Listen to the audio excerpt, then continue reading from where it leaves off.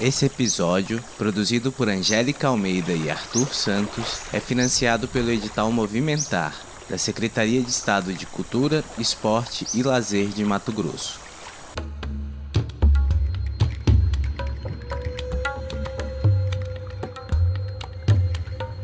Atual sede do governo de Mato Grosso, o Palácio Paiaguás é um dos símbolos do planejamento urbano de Cuiabá.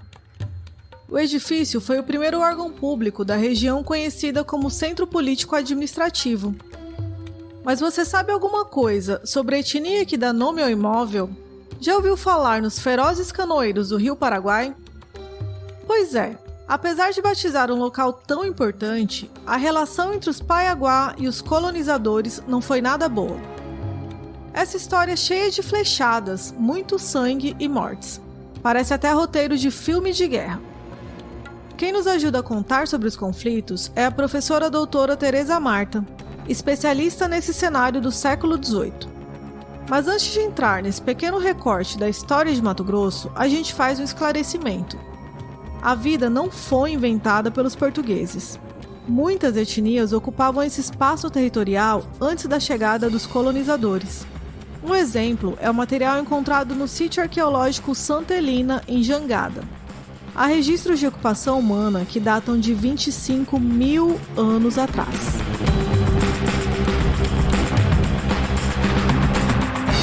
Uma vez cientes dessa ocupação milenar, precisamos fazer um exercício de contextualização. A professora Tereza Marta nos ajuda com isso.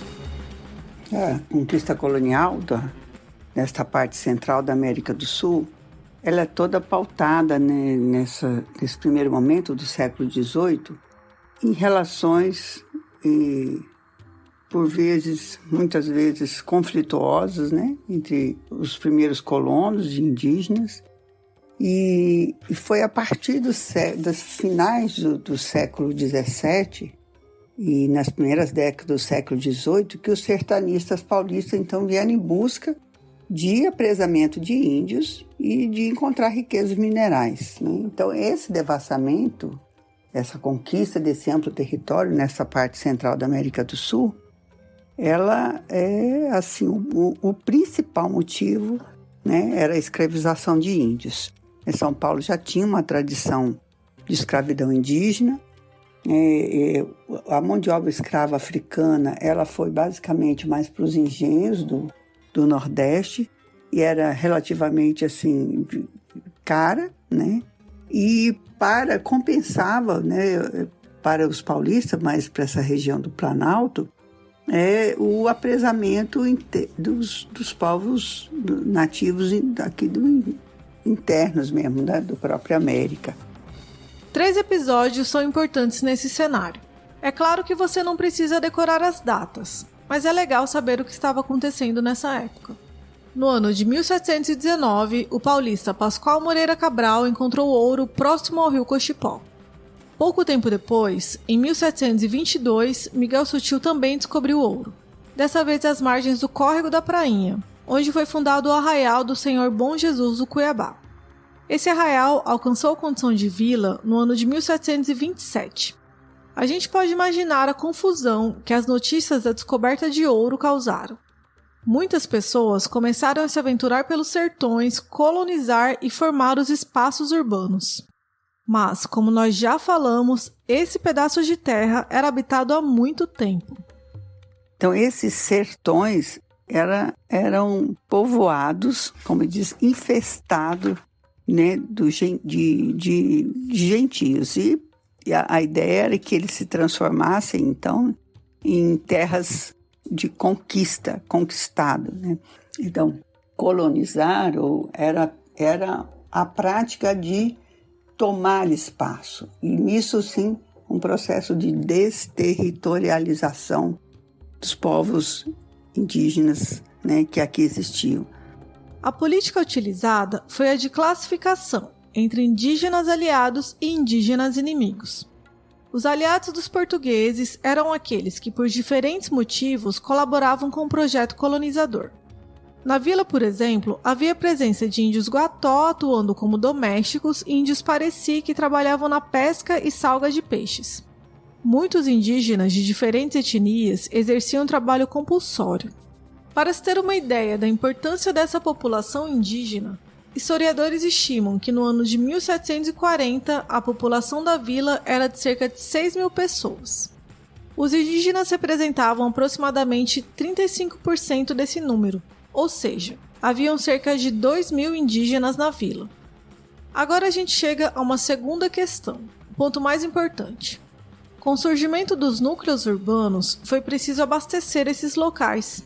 Isso ocorreu por meio das monções, viagens fluviais que partiam das margens do rio Tietê, em São Paulo. As monções começaram transportando paulistas para as minas cuiabanas e logo viraram expedições de abastecimento, levando mercadorias para as zonas mineradoras. O caminho inverso, de Cuiabá a São Paulo, também era feito para transportar o ouro extraído. Com o descobrimento do ouro, começou a haver realmente expedições mais frequentes, né, que começaram a se chamar de monções, né? Por monções, aquele movimento de expedições de canoas, né? Onde eles se abasteciam, formavam essa tropa de canoa naquela região onde eles chamaram primeiramente de Araritaguaba. O percurso era considerado difícil e levava até 6 meses para ser concluído. Os viajantes enfrentavam corredeiras, insetos venenosos, doenças tropicais e principalmente ataques de indígenas. E é aí que as coisas se complicam. Nessa conquista colonial, as relações com os povos indígenas sempre foi muito marcada por o enfrentamento mesmo dos povos indígenas, sabe? E os paiaguás, que é o tema do nosso podcast aqui, esses paiaguás, eles eram considerados bem, assim, resistentes, porque eles começaram, então, a se armar em canoas e atacar as monções.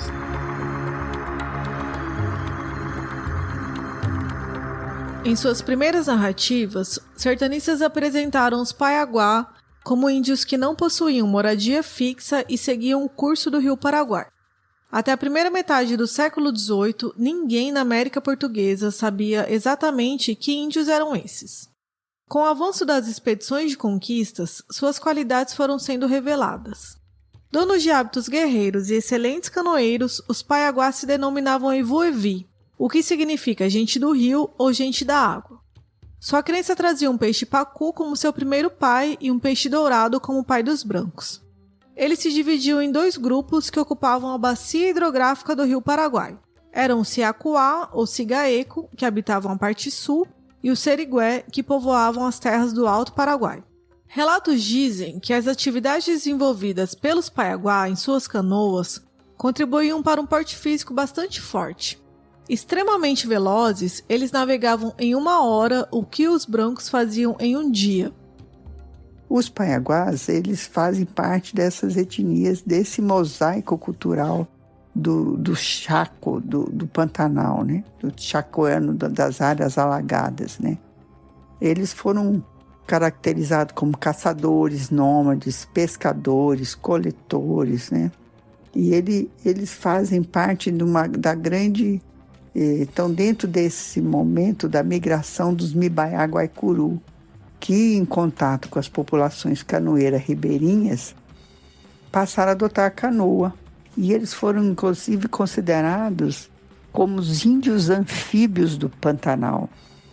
E essa cultura canoeira, ela foi sendo construída, né? De domínio da canoa, do saber remar, de andar pelos meandros das lagoas, do rio. Isso é muito interessante, né? E esse ethos guerreiro também, de resistência, né? E eles fizeram da canoa o principal instrumento de deslocamento nessa área fluvial toda, né? Desde da região lá onde é o Paraguai, né? Até aqui o Alto Paraguai. Eles chegaram já aqui próximo mesmo da região do Cuiabá. Os sertanistas escreviam também sobre a resistência dos canoeiros nas guerras. No mesmo instante que embarcavam suas canoas e usavam a madeira como escudo, desaparecendo por baixo da água, desviravam as embarcações e seguiam combatendo. Os colonizadores enfatizavam que esses indígenas saíam aos urros dos sangradouros dos rios. Imagine só o tamanho do susto de se deparar com esses homens e seus gritos de guerra. Suas armas eram lanças, arcos, flechas e porretes. Como se não fosse suficiente o terror nas águas, os Paiaguá recorreram ao caminho por terra, firmando alianças com os Guaicurú, índios cavaleiros que conheciam a região. Assim eles cercavam os monçoeiros por caminhos fluviais e terrestres. Os ataques contra os colonizadores ocorreram durante quase todo o século XVIII. Nas ofensivas às monções, os canoeiros conseguiam tecidos, escravos negros e ouro para trocar com os castelhanos. Ao todo estão registrados 18 ataques. O primeiro foi um grande conflito que causou a morte de 600 pessoas. Esse episódio foi relatado pelo cronista Barbosa de Sá.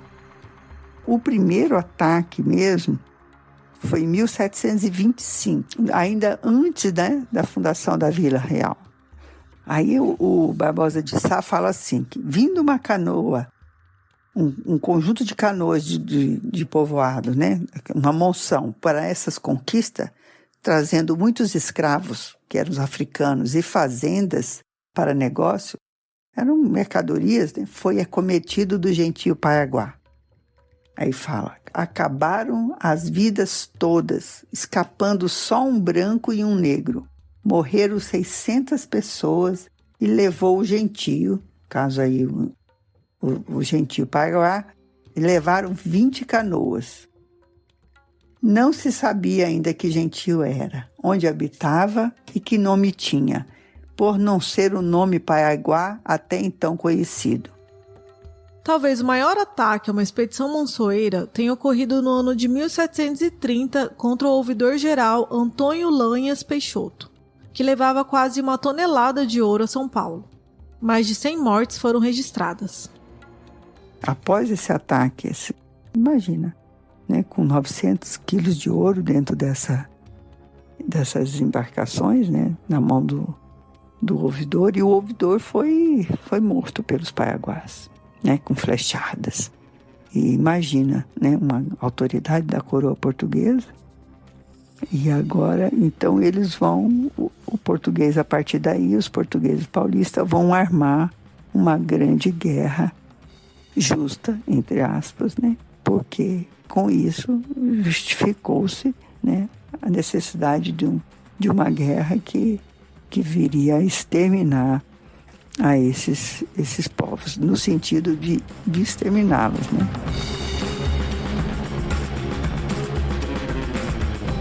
As guerras punitivas contra os índios Paiaguá foram organizadas pelos moradores da vila e autoridades coloniais. Nas justificativas, eles usavam o discurso da defesa. Os colonizadores diziam que não estavam atacando os indígenas, suas investidas eram pela segurança dos moradores das minas. Queriam sustentar a imagem de que os invasores eram os indígenas e não os colonizadores. Começaram a armar, então, uma guerra. Aí tem para se armar uma guerra considerada justa, né, tem que ter toda uma justificativa, e inclusive uma das motivações maiores para que se uma guerra fosse dada é que os indígenas que eram apresados, que eram presos, né, viravam presas de guerra, passavam a ser o direito de ser dados como escravo daqueles que entrassem para essa guerra, né, como troféus de guerra. Então, um documento fala, para que eles fossem com mais gosto a essa guerra, eles poderiam ganhar aqueles que fossem apresados, iam ser distribuídos entre aqueles que fossem participar dessa guerra. A primeira expedição de ataque dos colonizadores foi em 1730, se repetindo durante toda a década. As organizações de defesa ao ataque dos Paiaguá se estenderam até a década de 60 do século XVIII e foram interrompidas por 2 acontecimentos. Primeiro, o fim da aliança com os Guaicurú e depois o aldeamento na cidade de Assunção. Na segunda metade do século XIX, houve participação dos Paiaguá na Guerra do Paraguai. Eles combateram os brasileiros sob o comando de oficiais paraguaios. Morreram quase todos. Atualmente, a etnia é considerada extinta. É preciso entender a atuação dos canoeiros no século XVIII como uma complexa política de afirmação étnica. Os contatos com espanhóis de Assunção e a aliança com os Guaicurú são exemplos de resistência. Os Paiaguá foram talvez os maiores guerreiros que os colonizadores enfrentaram na América Portuguesa. E hoje, você acha que novos roteiros de conflitos estão sendo escritos? A gente pode considerar a tese do marco temporal e as discussões sobre mineração em terras indígenas como reorganizações dessa guerra justa?